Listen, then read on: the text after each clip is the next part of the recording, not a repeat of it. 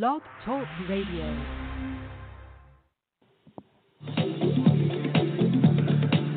You're listening to Howcee Productions Gospel Blog Talk Radio from the Internet City, Beatrice, Alabama.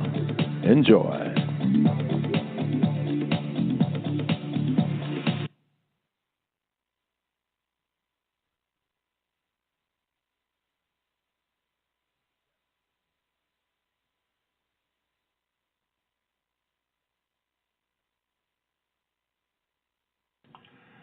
Good morning, early morning hours of Monday. We're on the air with Mr. Tony Sharper of Sharper Records.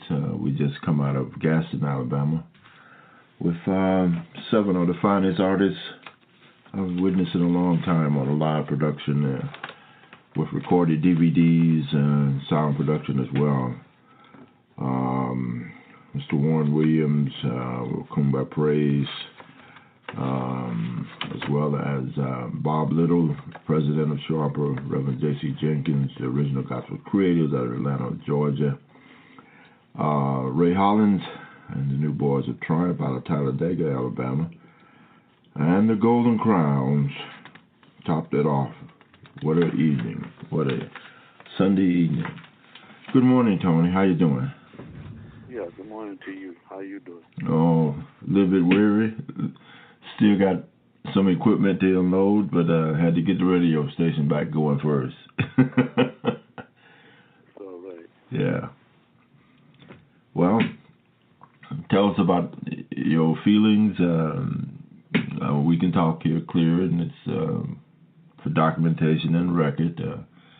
Nothing to hide, but just reality of producing live shows and looking forward to the next one and tweaking and helping promotions and doing a better way of selling tickets and venue and all of that. We learned something. We all did. Go ahead. Well, I'd just say morning to the radio friends. And I'd like to also say thank God, first of all. And also we'd like to thank Brother Walter Harris from over there near Rome, Georgia, for coming up. He had a TV show that he had to do Saturday morning, and he had to drive 70, 80 miles to get to the program. He got there a little late, but he finally made it, and he did an outstanding job. I want to thank the people for coming out, for those who came out, and everybody seemed like they had a great time. I wish it could have been, like I say, more to really come out and get this blessing, because like I initially said, when new groups come out, I don't know if any record labels really do a lot of concerts and all. A lot of time that comes from the promoter in the area and stuff and all. So very rarely do we have record labels that come out and feature their artists. But I want to thank you for doing an outstanding job, and also the guy that that did the video production for us and all. And we everybody showed up. Everybody had a good time, and it was just a blessing. And I was proud of all our artists and also the people that came out. They were surprised. A lot of them were shocked, because if you got something new going on and you tell people we're like, hey, this is that, we are this, and we are that, it's hard for people to believe you a lot of times. You can talk so inspiring and, letting them know that we do have something a little different. I think the fallback is that we have a lot of people that's in the music industry, especially maybe sometimes it be groups that used to be with you, or groups that's not on a label. Sometimes we have the devil to come and and try to push against us. Sometimes you wonder. Everybody always talking about brotherly love and talking about we have to stick together as a race, but you have your own color, your own race that turns on you, and you hadn't done that to them, but they won't play your music. And your music is just as good better than anything they playing on their format. But they can get in front of the mic, they can get in front of the audience like they all grace and glory and they all this and all that. And you take a brother like myself, and I'm sure I'm not the only one, that strive, to follow that dream with Dr. King, fought for and died for. And all you trying to do is do what's right. And then when you present yourself and try to give new artists that we want to be a part of our family, then they have other people sometimes also, try to talk them into telling them no sign or because you can do this and do that. So it's a lot of confusion, but the thing of it is, for the first time, us coming, and like I say, we are always there. We always pray before we do anything, and then we start from there after our prayer, and we just go and do what we have to do. But it's nice to hear people who actually come out to actually see us enjoy themselves. Mm-hmm. And they have, and they always saying they really, you hear this feedback, say, wow, man, this is, it's not my opinion, and then we also like to say too that you also have people in terms of, you want to be a part again of what you got, even if it's just someone that's selling food, then even some people that you might ask to MC, but at the last minute, it's like a conspiracy, like, well, hey, it's excuses, and I don't believe in excuses. I believe you serving, God in this special way, especially when it comes down to gospel. As I said before, on an interview I did some time back, we have so much talent, but we are our own worst enemy. What you say? Yes, sir.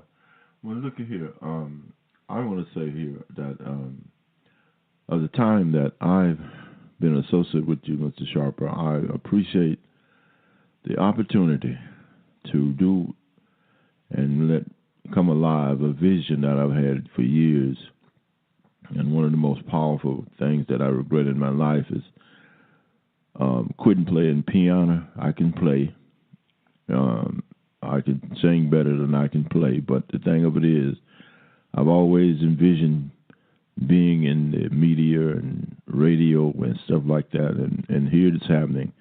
And God's walking the path that I'm to follow, setting the path for me. And I want to say to what I like about it, even though we was in the midst of a rush, equipment being brought in, setup being done on the stage, you brought the entire company together that was there to perform and put God first. That's powerful. That's powerful. That's how you do it. And after we got the equipment all loaded and strapped down, Warren was right there with me. And the assistant that he had with him that was he had hired to help me. And when we got through, I'm going to tell you, Tony, I did a prayer. And I said, thank God for what we wanted to do. But God, you did what you wanted to do. That's what happened Saturday evening, June the 16th. We all had our part and how we wanted to do it. And I remember the first time when we pulled up to the building, you briefed me and handed me the slots of how things was to go. But guess what? They went like God wanted them to go. I got a little tears in my eyes now. I'm a little emotional, but that's how God works. You come forward and you put your hand to the plow. And here's the thing about it. We think we can plow the mule, go right, left, or whatever way. I'm talking old now. But God got the G and the ha. And I want to say thank you. Reverend Jenkins came on, and he had told me before he came on he had a preferred mic that he had talked to on before. And when we got up there, you know what happened. We had to go back and readjust. And when he came off the stage, he sung and he did what he's supposed to do. God used him. He came off that sweating. I handed him a bottle of water, and I said to myself, I hope this helped you too. And that backstage after we got up front, he said, that's what we're doing. We're living and we're learning as we go. God's good. And I purchased a couple of CDs from a couple of guys, and it's just that's what we do. That's what we do. And we are a family. And I mentioned to Reverend Nelson, he called, and I missed 2 of the calls, then I called him back. And I told him, we as an organization, as a family, has got to look at this as if you were putting bread in your own table, in your own mouth. That's selling, producing, whatever we do. Do it as if you're going to work God, you're going to work for God. And sell the tickets if you can sell them. Anyway, you a part. It's yours. It's yours. And I like the way we're doing. We tweaked the sound, I reckon, around about 3/4 of the way. It finally got it rolling like it's supposed to. And when Brother Harris said, do we need a break? I just did like this, and then from the back, somebody did like that. We just kept right on rolling. And I just appreciate what we learned and how we're going to progress and what we're going to change. And I love it. And I thank God for what he allowed us to do. That was an 8-hour drive for me and my wife. My wife took some powerful pictures. She spent about 3 hours or so this afternoon loading them on the internet. She haven't started sending them out yet, but she said she's going to take a break and go back at it in the morning. That's what I'm talking about. I had her shoot from the time we were sitting up. Man. Thank you, Tony. Well, yeah, I also want to give a couple of things. Shout out to the young lady who... Yeah. You know, she took photos as well, and it was like, you know, she was all over the place. Mm-hmm. And I was thinking what the lady was from a newspaper or something, but she got into it, and I mean, I'm watching, and one thing I want to give props to, and I got to do this, when the time was like with Spencer Taylor Sr. and with the QCs, Howie QCs, and Tommy Spann, and Arthur Kroon with the Soul Stirrers, I used to wonder. I used to sit back when I was a musician at that time with these groups, and I got a chance to record as well with a few of them.